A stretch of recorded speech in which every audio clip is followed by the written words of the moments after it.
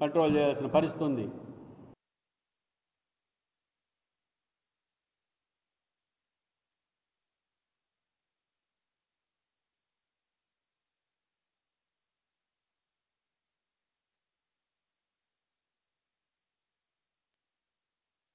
చేసినటువంటి electronic print media మిత్రులకు ముందుగా అందరికీ మా ఆహ్వానాన్ని మన్నించి వచ్చినందుకు అందరికీ కృతజ్ఞతలు తెలియజేస్తున్నాను. ఈరోజు పత్రికా సమావేశం ముఖ్య ఉద్దేశం ఏమిటంటే, గత 2 రోజుల నాడు ఒంగోలు నియోజకవర్గంలో మినీ మహానాడు కార్యక్రమంలో ఒంగోలు ఎమ్మెల్యే గారైన దామచర్ల జనార్దన్ గారు ఆయన ఒంగోలు మినీ మహానాడు ఏర్పరచుకొని వారు మంచి వాతావరణంలో ఆహ్లాదకరమైన వాతావరణంలో వారి కుటుంబ సభ్యులతో సమావేశం ఏర్పరచుకున్నారు. అది మంచిది. కూటమి ప్రభుత్వం ఏర్పడి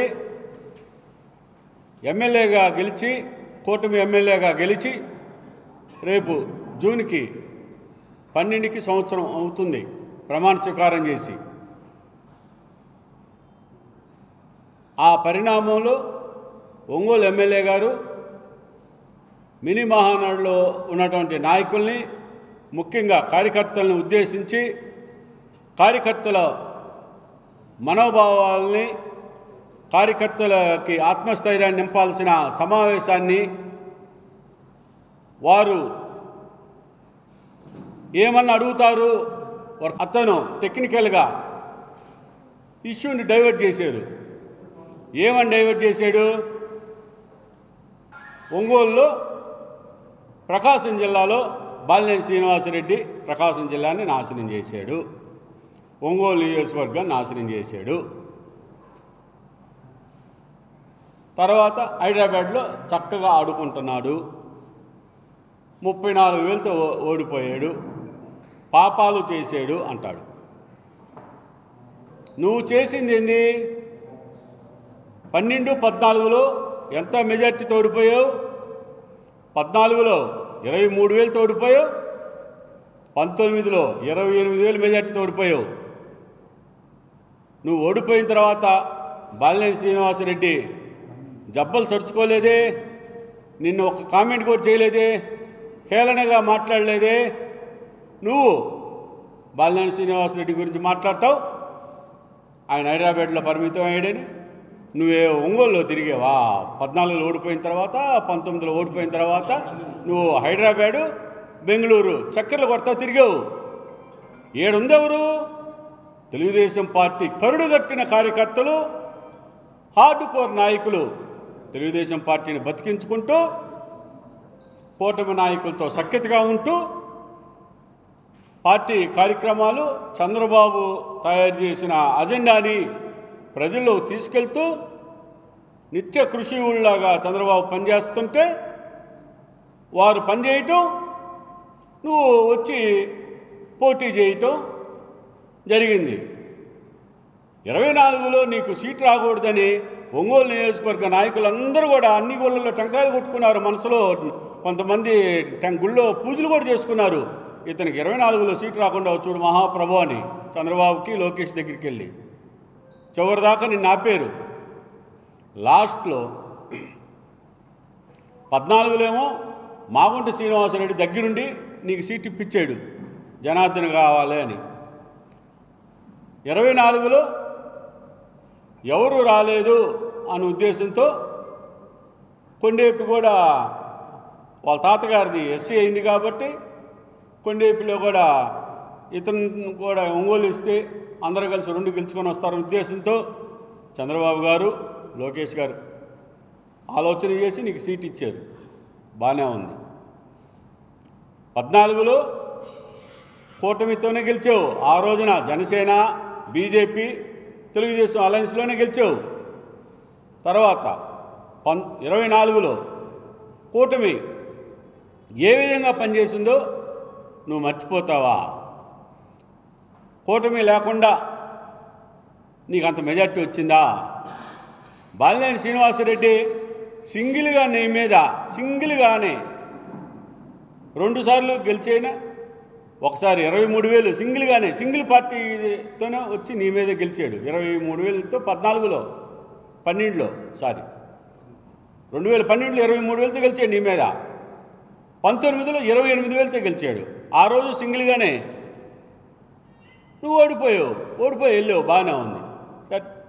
తర్వాత పరిణామాల్లో కూటమి నిర్ణయాల వల్ల ఆ జగన్మోహన్ రెడ్డి చేసిన వికృత శాస్త్రాల వల్ల బాలినేని శ్రీనివాసరెడ్డి ఇక్కడ ఓడిపోవటం జరిగింది. అంతే తప్పితే బాలినేని శ్రీనివాసరెడ్డి ఓడిపోయాడు 34,000తో నా మీద. పాపాలు చేశాడంటారు. ఏం పాపాలు చేశాడా బాలినేని శ్రీనివాసరెడ్డి? కార్యకర్తలను అందరినీ చూశాడు. బాలినేని శ్రీనివాసరెడ్డి చూసినంతగా కార్యకర్తల్ని ఈ జిల్లాలో, రాష్ట్రం దాకొద్దు, ఈ జిల్లాలో ఎవరైనా ఏ నాయకుడైనా చూశారా? కార్యకర్తలను పట్టించుకున్న దాఖలాలు మన ఒంగోలే కాకుండా ఈ జిల్లాలో ఏ ఎమ్మెల్యే పట్టించుకున్నాడు? నువ్వున్నావు, గెలిచావు, 14లో గెలిచావు. ఏం చేసావు? గెలిచిన తర్వాత అందరి మీద కేసులు పెట్టేయటం, సొంత పార్టీ వాళ్ళ మీదే వాళ్ళని జైలు లేపేయటం, బెదిరియటం చేసావు. పాపాల చేసాడు కాబట్టి అతను ఒంగోలు రావట్లేదంట. పాపపుణ్యాల గురించి నువ్వు మాట్లాడేదే. ఒంగోలు అసలు ఎక్కడ అడిగినా, ఏ బజార్లు అడిగినా, ఏ సెంటర్లో అడిగినావా ఒంగోలులో జే ట్యాక్స్ అంట. జే ట్యాక్స్ లేనిది వ్యాపారస్తుడు ఏ వ్యాపారం జరగట్లేదంట. కార్మికుడు కానించి వ్యాపారస్తుడు దాకా జే ట్యాక్స్. మీరేదో జే ట్యాక్స్ అంటే మొన్న అంతకుముందు గతంలో మనం జగన్ ట్యాక్స్ అనుకునేవాళ్ళు. జే ట్యాక్స్ అంటే జగన్ ట్యాక్స్ కాదు, ఒంగోలులో జనార్దన్ ట్యాక్స్ జరుగుతుంది. ఒంగోలులో 7 పిఏలు పెట్టుకున్నాడు. 7 పిఏలు చంద్రబాబుకు లేరు, మా నాయకుడు డిప్యూటీ సీఎం పవన్ కళ్యాణ్ గారికి లేరు, యువ నాయకుడు లోకేష్కి లేరు, ఏ మంత్రులకు కూడా లేరు.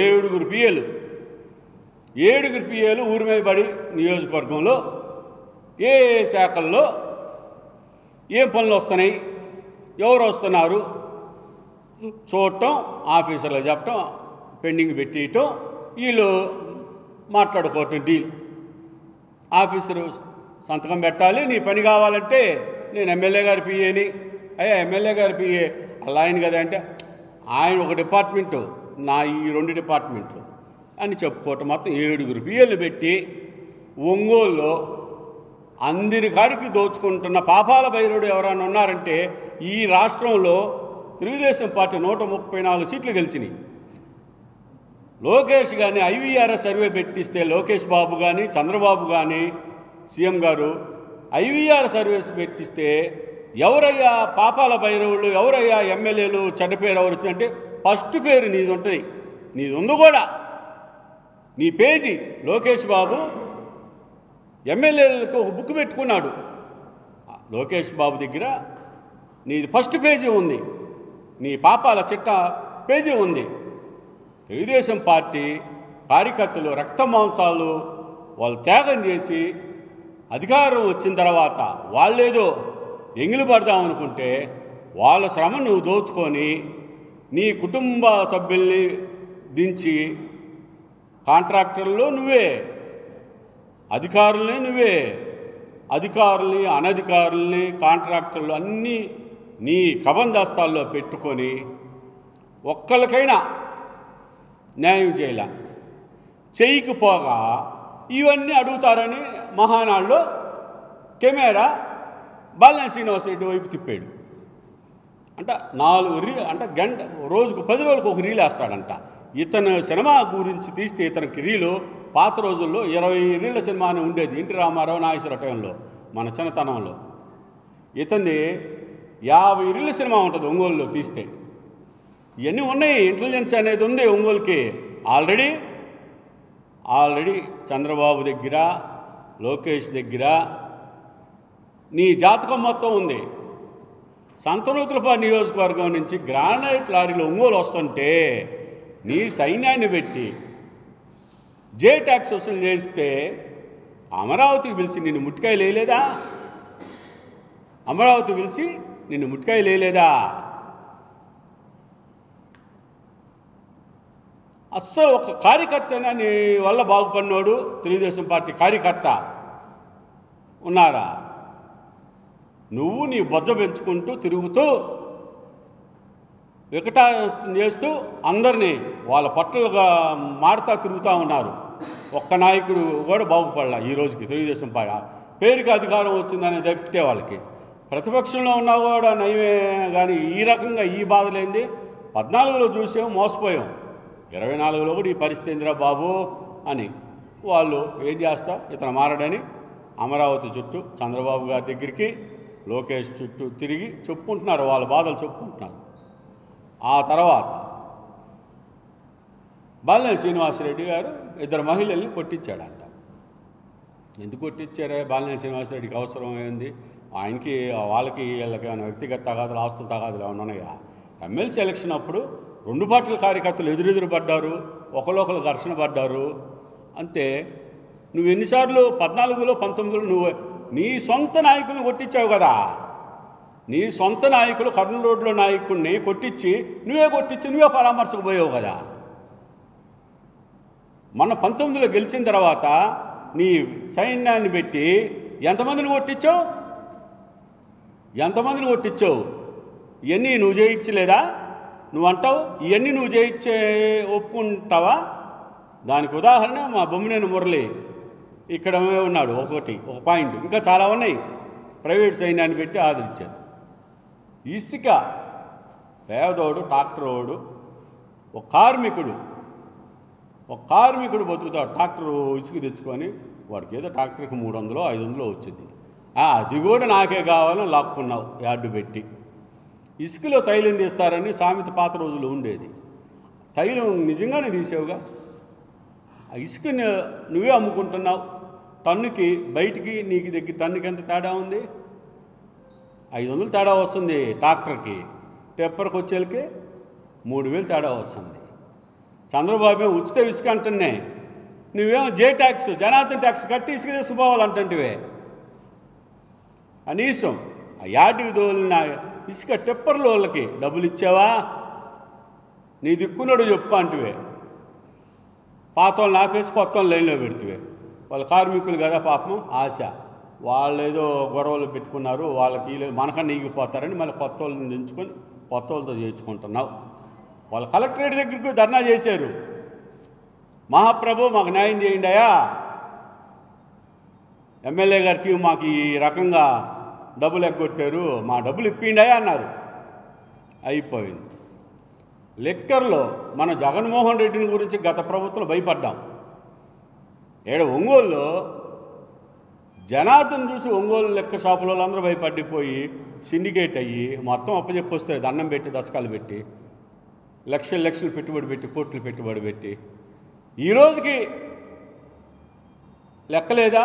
నెల లెక్క ఏ రోజు జీపీ లేదు. నువ్వు మొత్తం నీ సిండికేట్లో డబ్బులు మొత్తం సాయంత్రానికి నీ లాకర్లోకి వెళ్తానయ్యా.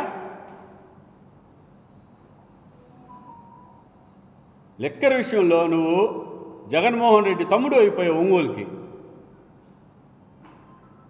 గ్రావిలు బాలినేని శ్రీనివాసరెడ్డి కొండను దొవ్వాడు, శ్రీకార విలాస్ అమ్ముకున్నాడు, ఇది అమ్ముకున్నాడు. నువ్వు చేస్తుంది ఎందుకు? ఇప్పుడు కాలేజ్ వెనకాల బ్రహ్మరాంబ లేఅవుట్కి కాంట్రాక్ట్ తీసుకొని నీ అనుచరులతో 100 ఎకరాల లేఅవుట్కి ఇసుక ఫిల్లింగ్ మాట్లాడుకుంటున్నావు. అదెవరు మాట్లాడుతున్నారు? అదెవరు? నువ్వేగా నీ సైన్యంతో చేస్తున్నావుగా బినామీలు పెట్టి. ఎవరన్నా ప్రైవేట్ వాళ్ళు నాలాంటి వాళ్ళు మీలాంటి వాళ్ళు ఎవరు ఇల్లు కట్టుకోండి ఇసుక టెప్పరన్నా కూడా ట్యాక్స్ జనార్దన్ ట్యాక్స్ కట్టే తీసుకెళ్ళండి. ట్యాక్స్ కట్టి తీసుకెళ్లాల్సిందే. నీళ్ళ ట్యాంకర్లు అమ్ముకుంటుంటివే చనాలని లేకుండా.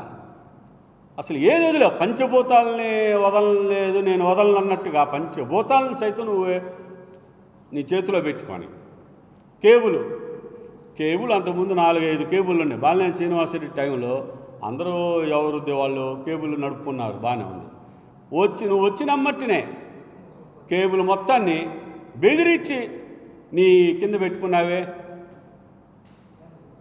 అసలు నీవు అవినీతి నువ్వు కౌంటింగ్లో గెలిచిన కానించే ఇక్కడికే కౌంటర్ ఓపెన్ చేస్తే అవినీతి అనే కౌంటర్ని. ఇవన్నీ చంద్రబాబుకు తెలీదా? సీఎం గారికి, లోకేష్ బాబుకు తెలీదా? మేము నిన్న పంపించాం, నీ జాతకం చిట్టా మొత్తం పంపించాము, జరుగుతుంది నీ మీద. మేము ఒకటి జనసేన పార్టీ తరఫున జన సైనికులుగా బాధపడుతుంది ఒకటే. హేళనగా మాట్లాడు బాలినేని శ్రీనివాసరెడ్డి ఏదో గొడుగు కింద ఏదో పార్టీ అంట. ఏ పార్టీ? ఏ పార్టీలో చేరాడు అని నీకు తెలీదా? నువ్వేమన్నా కార్యకర్త కాదుగా. ఎమ్మెల్యేగా 4 సార్లు పోటీ చేసావు, 2 సార్లు గెలిచావు. జనసేన పార్టీలో చేరిన సంగతి నువ్వు ఎందుకు ఒప్పుకోలేకపోతున్నావు, జీర్ణించుకోలేకపోతున్నావు? జనసేన పార్టీ ప్రకాశం జిల్లాలో బాలినేని శ్రీనివాసరెడ్డి గారి నాయకత్వంలో బలపడుద్దని నువ్వు జీర్ణించుకోలేక ఆ పార్టీ పేరు చెప్పడానికే నువ్వు బాధపడతా ఉన్నావు. అంత అహంకారమా నీకు? అసలు జనసేన పార్టీ అనేది ఒక మహాశక్తి, విప్లవం. దాని అధ్యక్షుడు డిప్యూటీ సీఎం పవన్ కళ్యాణ్ గారు. ఆ పవన్ కళ్యాణ్ గారే మీ అధ్యక్షుడు చంద్రబాబు గారిని, సెంటర్లో ఉన్న బీజేపీ అగ్రనాయకులు మోడీని, అమిత్ షాని కలిపి కూటమిగా ఏర్పరిచి ఈ రాష్ట్రంలో వ్యతిరేక ఓటు చీలకూడదు అని కంకణం కట్టుకొని మరి పవన్ కళ్యాణ్ కూటమిగా ఏర్పరిచి 4 స్టెప్పులు వెనక్కి తగ్గి మరి సీట్లు తగ్గించుకొని కూడా మనం గెలవాలి అనే ఉద్దేశంతో కూటమి గెలవాలి, రాక్షస పాలని దూరంగా పెట్టాలి, ఆ జగన్ అనే రాక్షసుని తరిమి కొట్టాలనే ఉద్దేశంతో చేస్తే ఇవాళ నువ్వు అవన్నీ మర్చిపోయి ఏ పార్టీ గొడుగు పార్టీ, ఏదో గొడుగు, ఏ పార్టీ తెలియదు, అంత ఇదిగా ఉందా? అస్సలు సీనియర్లు అంటే నీకు అసలు ఇష్టం ఉండదు. 14-19లో గెలిచినప్పుడు కూడా సీనియర్ నాయకులు ఆ రోజున కరణం బలరాం గారు ఆడున్నారు తెలుగుదేశంలో, ఏదరరి బాబు ఉన్నారు, సిద్ధారామరావు మినిస్టర్గా ఉన్నా కూడా సరే వారిని లెక్క చేయలేదు. వాళ్ళ మీద కూడా ఈర్ష్యపడి వాళ్ళందరినీ బయట పంపించిన దాకా నువ్వు నిద్రపోలా. అది అలా జరిగింది. ఈ రోజున కూటమిలోకి, జనసేన పార్టీలోకి బాలినేని అనే బలమైన వ్యక్తి చేరేలకి జనసేన పార్టీ ఏడ బలపడుద్ది, ప్రకాశం జిల్లాలో జనసేన పార్టీ బలపడుద్ది అనే ఉద్దేశంతో ఒంగోలులో ఏడ బలపడుద్ది. నీవు చేసే తప్పుల వల్ల నీకు కూటమి నాయకులు ఎక్కడ సీటు తీసేస్తారో అని భయంతో బాలినేని మీద అవాకులు చవాకులు పెడుతున్నాం. అది కరెక్ట్ కాదు, మార్చుకో. మా అంతకుముందు నీ అనుంగులతో, నీ సైన్యంతో, వాళ్ళతో వెళ్తూ బాలినేని మీద మాట్లాడించావు. ఇప్పుడు నువ్వే డైరెక్ట్గా వచ్చావు. వచ్చి నీ కార్యకర్తలు వాళ్ళకి న్యాయం చేయి. ఈ రోజుకి చేయి న్యాయాలు. ఈ రోజుకి ఒక కార్యకర్తకి ఏ న్యాయం చేయాలా? ఒక మంచి పదవి ఇప్పిలా నువ్వు వాళ్ళకి ఆశ పెట్టావు ఎస్సీలు. కానీ వాళ్ళు ఏదో ఎస్సీలు పాపం 2-3 మనం ఎవరో ఒకరికి రాకపోద్దని వాళ్ళు ఆశ పెట్టుకొని తిరిగితే ఆ తర్వాత వాళ్ళు ఎవరు డబ్బులు ఇస్తామని ముందుకు రాలా. మందంతా క్యాష్ కొట్టు, పదవి కొట్టు, J tax, direct Janardhan tax, అంతే. వాళ్ళు ముందుకు రాపోయేళ్ళకే ఎస్సీలు, ఇంకా బీసీలు అయితే ఏమైనా ఇస్తారా అని బీసీల వైపు తిరిగాడు.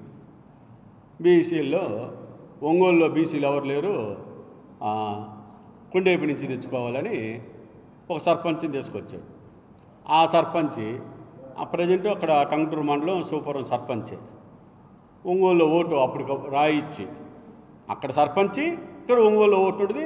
ఒంగోలు నియోజకవర్గానికి ఏఎంసీ చైర్మన్. నీకు అతని ప్రేమ ఉంటే జిల్లా స్థాయిలో ఏమైనా పదవి ఇప్పి. ఏఎంసీకి ఒంగోలులో బీసీలు లేరా అంటే ఏడ బీసీలు మీరు కొట్టుకోండి, మీరు కొట్టుకోండి, నేను గమ్ముగా చూస్తూ ఉంటాను. అతనైతే ఇతను చెప్పు చేతుల్లో ఉంటాడు, ఆడ సంతకం పెట్టమంటే ఆడు పెట్టిపోతుంటాడు. ఇంకో బీసీలు అయితే ఇదేందయ్యా, మేము కూడా బతకాలి కదయ్యా, ఆ సంతకం ఏదో మేము చదివి పెడతామయ్యా, నేను చదువుకొని పెడతాం కదా సంతకం అంటారని అతనైతే ఏం అడగకుండా ఏం సంతకం పెడితే నిద్రపోయేటప్పుడు సంతకాలు పెట్టించుకొని వస్తారు. బాలినేని ఆట ఆడుకుంటాడంట. ఏమి నీకు లేవు వీక్నెస్లు? నువ్వు అరగంటకు ఒకసారి బాత్రూమ్కి పోయి సిగరెట్లు తాగుతుంటావే, అరగంటకు ఒకసారి. సాయంత్రానికి స్కాచ్ తాగంది నీకు నిద్ర పట్టదే ఫుల్. బాల్యానికి అలవాట్లు లేవే, బాల్యానికి అలవాట్లు లేవు. మరి నిన్నేమన్నా అన్నారా బాల్యని? బాల్యని అంటే పోయి హైదరాబాద్లో ఉన్నాడంట, ఒంగోలు రావడానికి భయపడుతున్నాడంట. నిన్ను చూసి భయపడటం కాదు, పవన్ కళ్యాణ్ గారు ఒక మాట చెప్పారు, కొంతకాలం ఒంగోలు విషయాల్లో దూరంగా ఉండు, కొంతకాలం నేను చెప్పిన దాకా ఆగమన్నారు, ఆగారు. మన కార్పొరేట్లు జాయినింగ్ విషయంలో కూడా కార్పొరేట్లు వాళ్ళ బాధలు చెప్పుకున్నా కూడా అన్నీ త్వరలోనే సాల్వ్ చేస్తాను, మీరు కూడా కొంత సమన్వయం పాటించండి అని చెప్పారు పవన్ కళ్యాణ్ గారు కార్పొరేట్ అందరి ముందే. ఆయనకి అందుకని ఆగారు ఒక స్టెప్పు.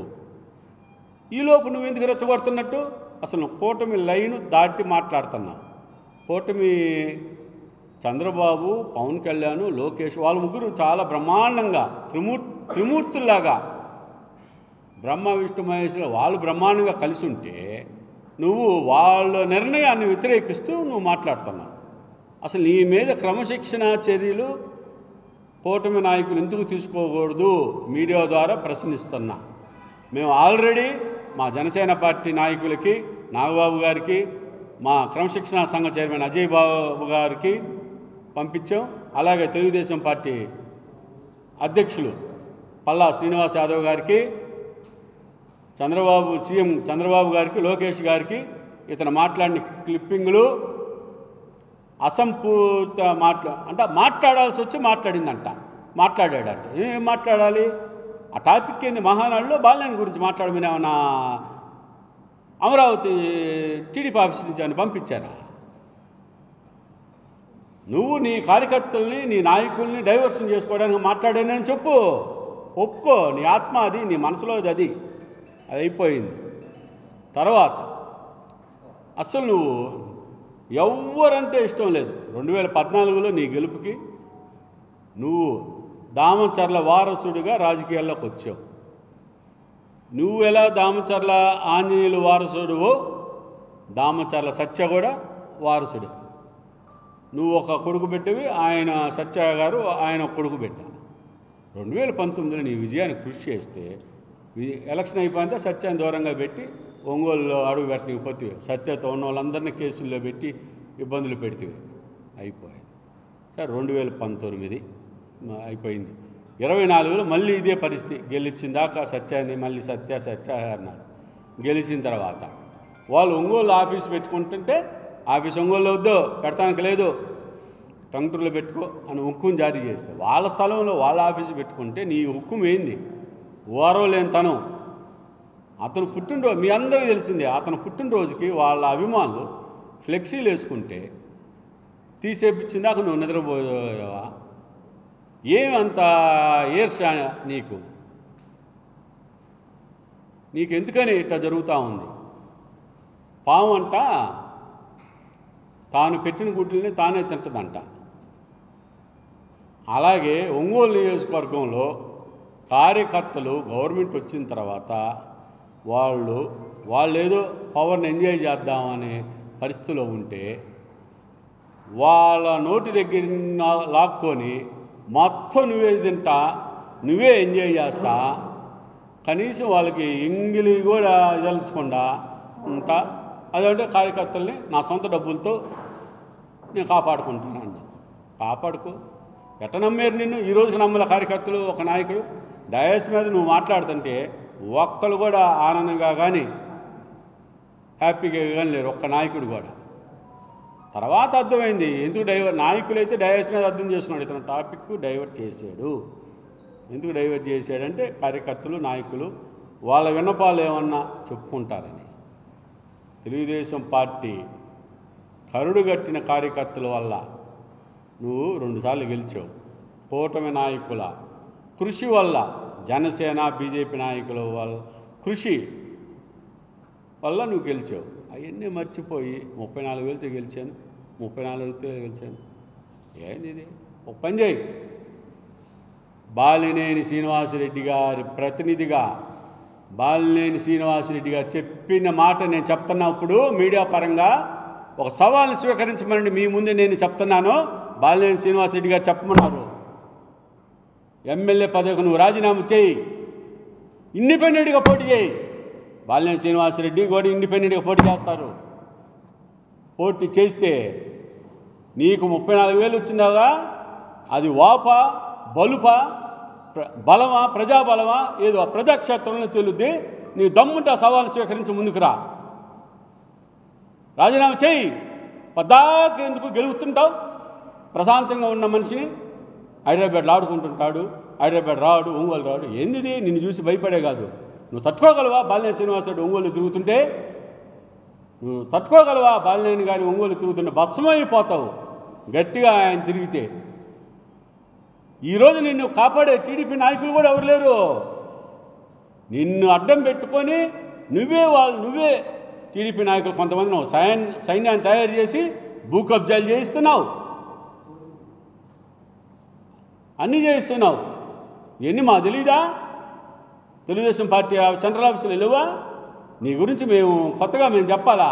కదిలించుకోవద్దు. కానీ మేము ఎందుకు గమ్ముగా ఉన్నాం? కూటమి ధర్మం పాటించాలి. కూటమిలో ఉన్నాం కాబట్టి మేము ఈ రోజుకి కూడా ఏం మాట్లాడదలుచుకోలేదు. కూటమి ధర్మాన్ని పాటించామని ఇప్పటికీ చెప్తున్నా.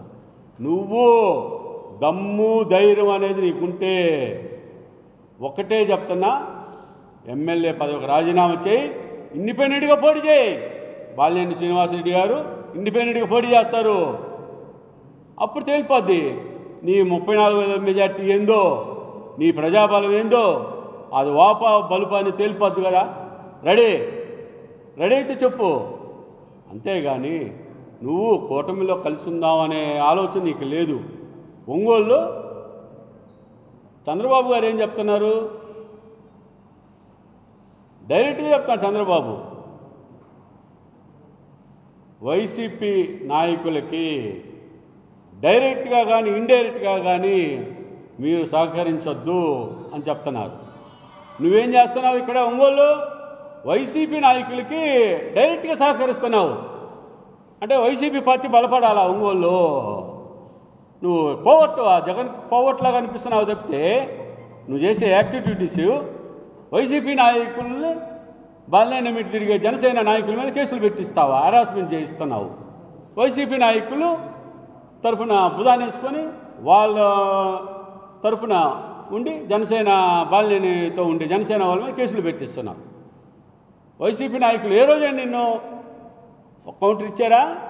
వాళ్ళతో కలిసి ఎందుకు చేయట్లేదు? వాళ్ళతో కలిసి నీకు వ్యాపార లావాదేవీలు ఉన్నాయి. గ్రానైట్ ఉంది నీకు వ్యాపారం వాళ్ళతో, బియ్యం వ్యాపారం ఉంది వాళ్ళతో. నువ్వు కూటమి నువ్వే లైన్ దాటావు.